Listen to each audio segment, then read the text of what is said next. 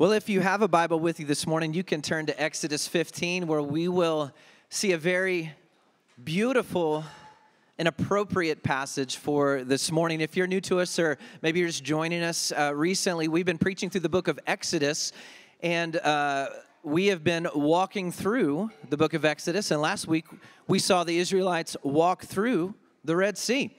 Okay, that was the worst joke I've said, and maybe it'll hopefully be the worst one today. Maybe they'll get better.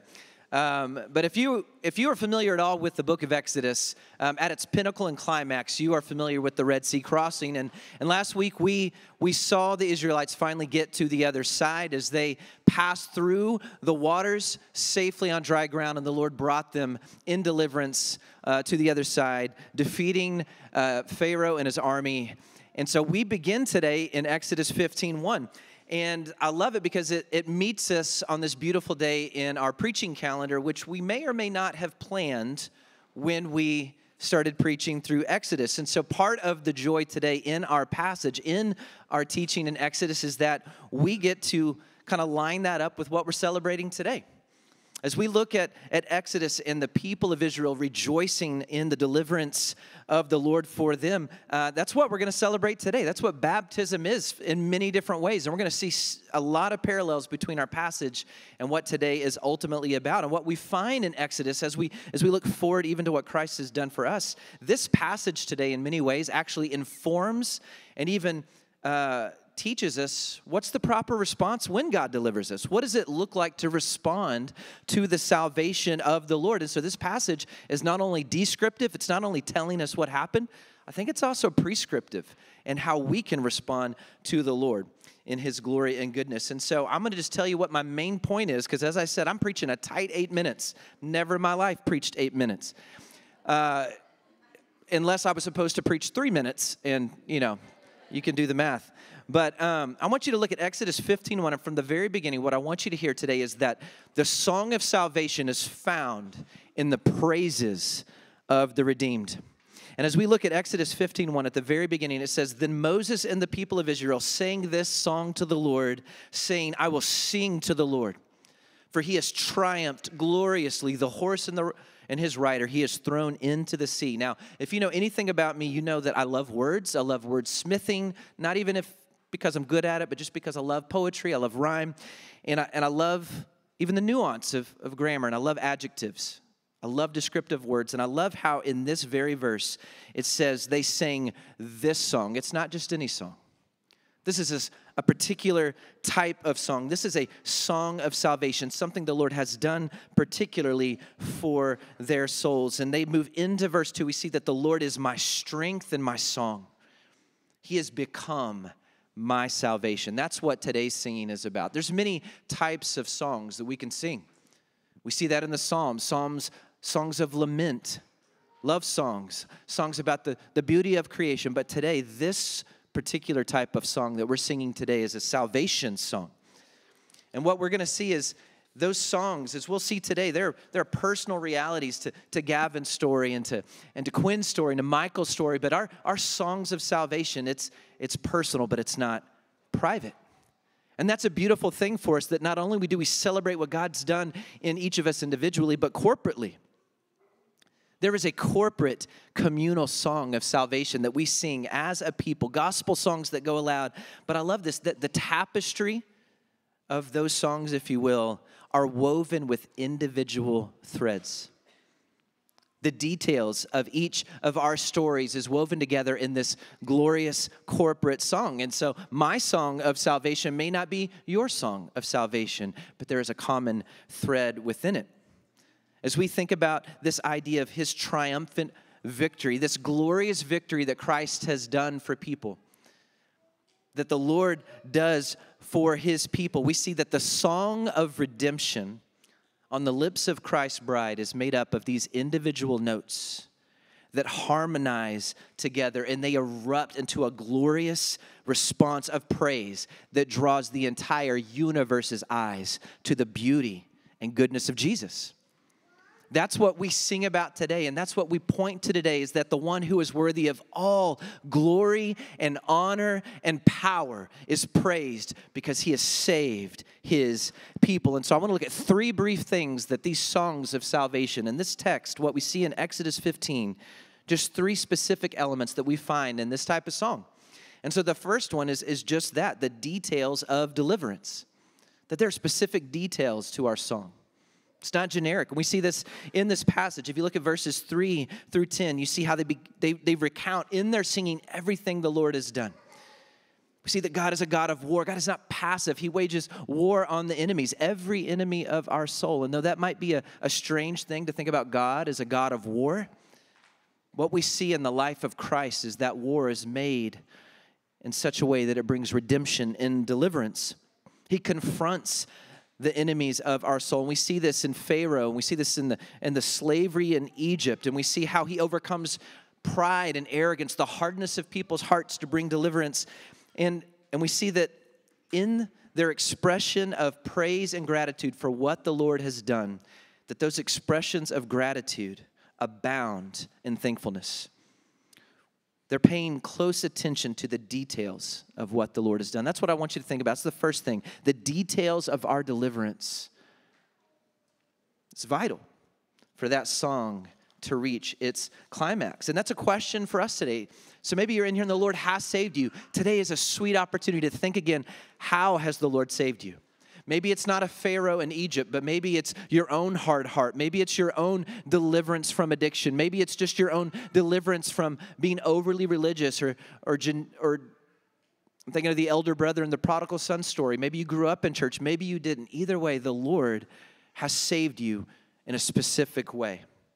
And that glorious triumph for each of our souls, if you are in Christ, there's three great enemies that Christ has overcome. And the first is his victory over Satan. We see this very clearly. And all throughout the Bible, this concept of Pharaoh in Egypt, though this was a specific context for Israel, we see this analogy that this represents the spiritual enemies of our soul. Satan and demonic forces, they are threats. They are those that come against us. And we see in Colossians, we are reminded that Christ Jesus, through his life and his death and his resurrection, he triumphs over them. But not only Satan, Jesus is also victorious over our sin. As great as an enemy that Satan is, he is not your biggest threat. The greatest threat to you and I is the sinfulness of your own heart. Your biggest problem is not the government, it's not the economy, it's not other people, it's you and it's me. And Jesus, in his delivering our souls, loves us so much that war that he wages was willing to go to the cross and accomplish for us what we could not do for ourselves in our own hardness and our own rebellion. There's a reality that apart from Jesus, we are Pharaoh, and were it not for the mercy of God, that would be our end. And yet God delivers us even from sin, which ultimately defeats the wages of our sin, which is death. The death of death and the death of Christ is a glorious truth for us to enjoy. And so we see, as we see through this passage, as they recount how the Lord has specifically saved them and the details of their deliverance, it moves right into reflections on their Redeemer. Look at verse 11. Who is like you, O Lord? Who is like the Lord? Is there a Savior better than Jesus? I think those of us who've lived a little longer in life, we can look at the things we run to in our sin, and we can honestly attest that none of the things that we run to find satisfaction apart from God, to find peace apart from Jesus, to find identity in who we are, to find purpose in this life, every single one of those things are empty compared to Jesus. There is no amount of money in your bank account. There's no amount of success in your career. There's no amount of blessing in the children and family that God may bring you that will ever be able to fill up that emptiness in your soul that alone can be filled by Jesus Christ. And so when we begin to reflect who is like our Lord, we can't help but think of how good he is in his covenant love. We see that in verse 13. We are reminded that in his steadfast love, he was faithful to us when we were not faithful to him. And as we reflect on our Redeemer and the details of how he has saved us, it then flows right into the end of our passage this morning, which is an expression of exultation. It's kind of a weird old word. We don't use it a whole lot. Exaltation, different than exaltation, but this is just praise. It's a feeling of triumph and joy. It's a rejoicing, and that's where this song ultimately ends, and it's where our songs today are pointing to. That we have a God who has loved us so much that he has done for us what we cannot do for ourselves. And what we see even in this picture of baptism, we think back to what just happened in Exodus 14, in this crossing of the Red Sea. They literally passed through the waters of judgment. This would point us back to Genesis 6 in the flood. You and I deserve nothing else, and yet Jesus is that ark, that canopy that lifts us and carries us through to victory on the other side. And so as we are in here today, and we're gonna hear testimonies from these three people, and we are going to remember what the Lord has done for us, it is going to move us to sing. We can't help but sing. We can't help but praise him because he's worthy for what he's done. I don't know about you, but there is a reality that I should not be standing before you. I have no right to declare the goodness of Jesus. I am a sinner. I deserve judgment. And yet Jesus laid down his life, lived perfectly in my place, went to the cross to take on that sin debt for me, for you.